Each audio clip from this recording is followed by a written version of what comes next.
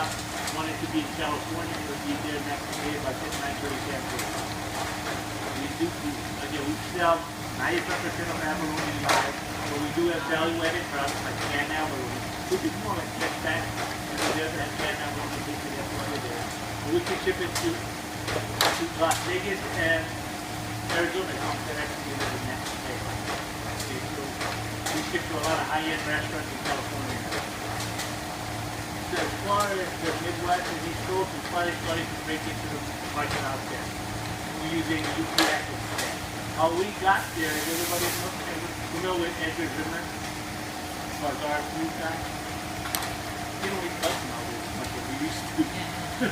But he was in that October filming us and another one of the records that come out for us. He loved their abalone. Okay? We had a function in Orlando, Florida. He ordered some abalone, or we used UPS. He was real happy. And again, he was up in New York.